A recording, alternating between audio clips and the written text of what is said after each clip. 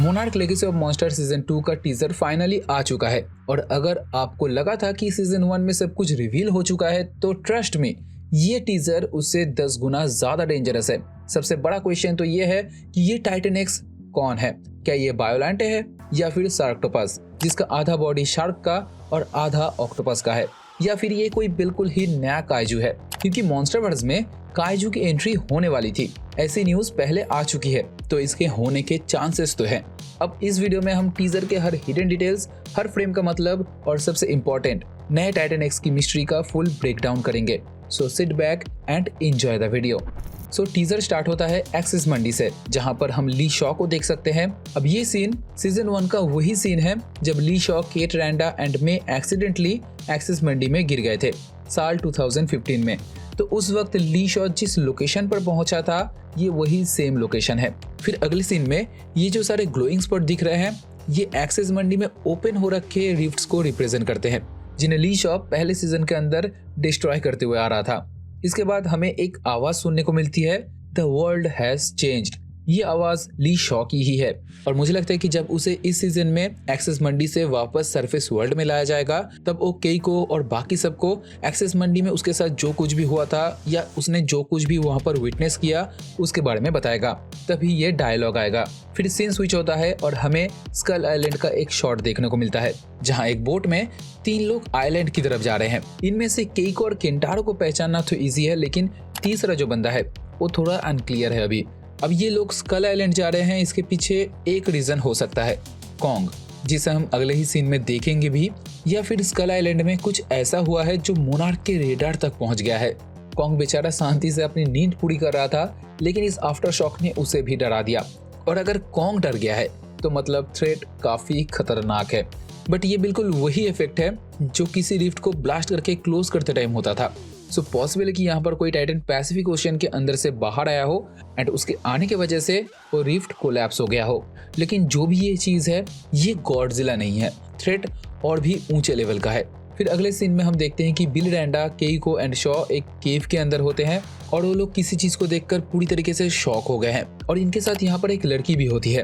अब अगर इस गुफा के अंदर जो पेंटिंग बनी है उस पर ध्यान दोगे तो कई इंटरेस्टिंग डिटेल्स सामने आती है।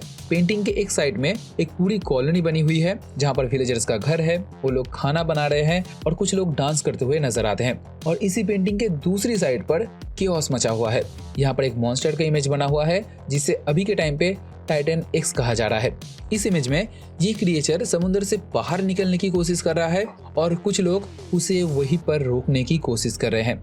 अब एक चीज नोटिस करो, विलेजर्स के घर और समुद्र के बीच कुछ छोटे पहाड़ जैसे स्ट्रक्चर बने हुए हैं और यहाँ पर एक रिफ्ट भी दिखाया गया है।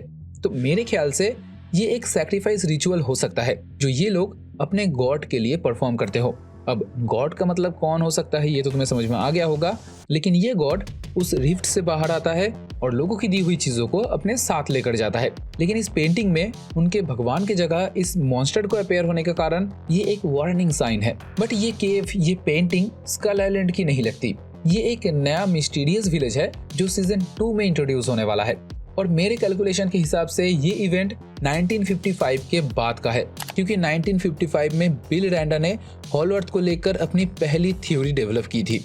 तो हो सकता है कि 1955 से 1956 के बीच इसी थ्योरी के बेस पर ये लोग एक्सपीडिशन पर निकले हों और इस नए विलेज तक पहुंचे हों जहां उन्हें टाइटन एक्स के बारे में पहली बार पता चलेगा, लेकिन वो भी इमेजेस में, मतलब सॉफ्ट कॉपी में, हार्ड कॉपी में नहीं।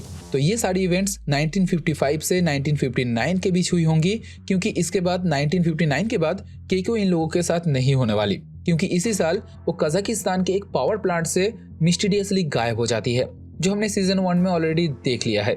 इसके बाद गॉडजिला का एक सीन आता है जो टोक्यो में सेट है। फिर केइको मोएरा का एक सीन दिखाया जाता है जहां वो एक शिप के अंदर होती है। अब मुझे लगता है कि ये सीन इस वाले इवेंट के बाद का है। ये वही न्यू विलेज है जिसके बारे में मैं पहले बात कर रहा था। अब हो सकता है कि इन क्रिएचर्स के आने के बाद ये लोग इस आइलैंड से निकल जाएंगे।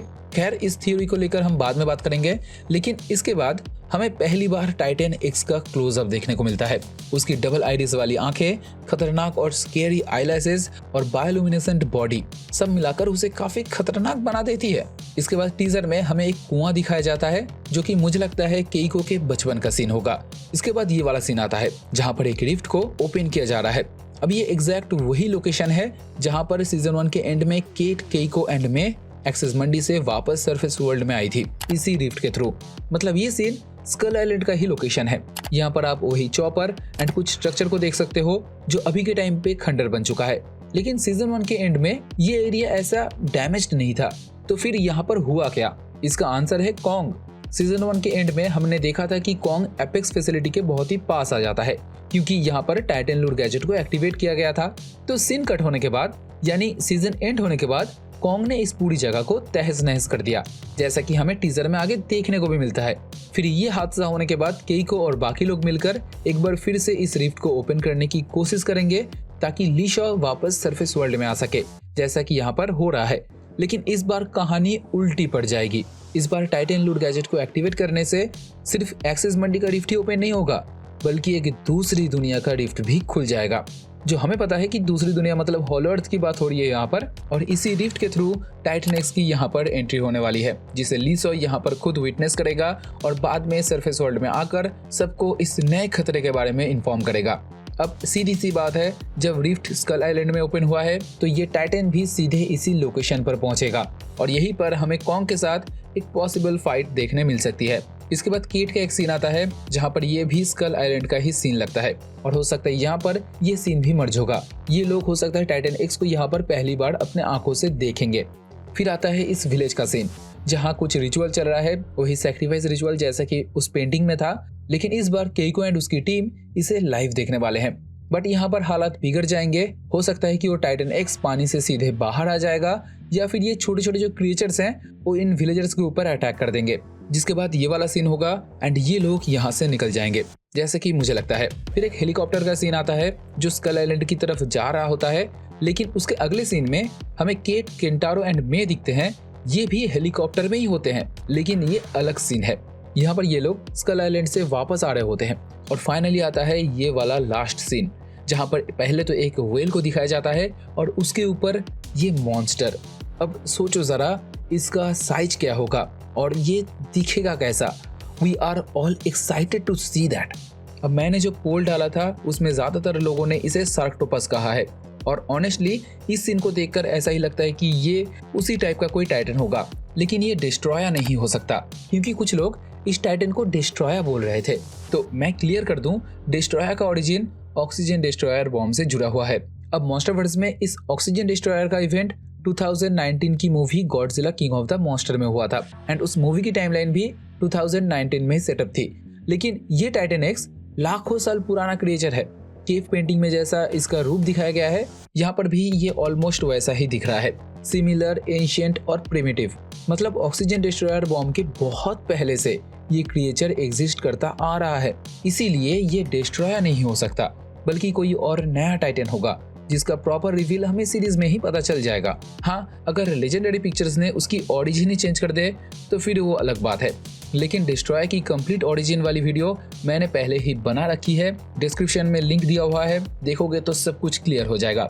और उन लोगों के लिए जो सीजन 1 को देखकर थोड़े निराश हुए थे क्योंकि उन्हें लगा था टाइटन से ज्यादा यहाँ पर फैमिली ड्रामा के ऊपर फोकस ज्यादा था, तो उनके लिए एक अच्छी न्यूज है, सीजन 2 मोस्टली टाइटन पर फोकस्ड होने वाला है। तो रिलैक्स, टेंशन लेने की कोई बात नहीं है। अब आज के लिए बस इतना ही। वीडियो पसंद आए तो लाइक करते हुए जाना, एम करते हैं 20 लाइक का, बाकी तुम्हारी मर्जी, जितना भी हो कर देना। बात करते हैं नेक्स्ट वीडियो में, तब तक टाटा, बाय बाय।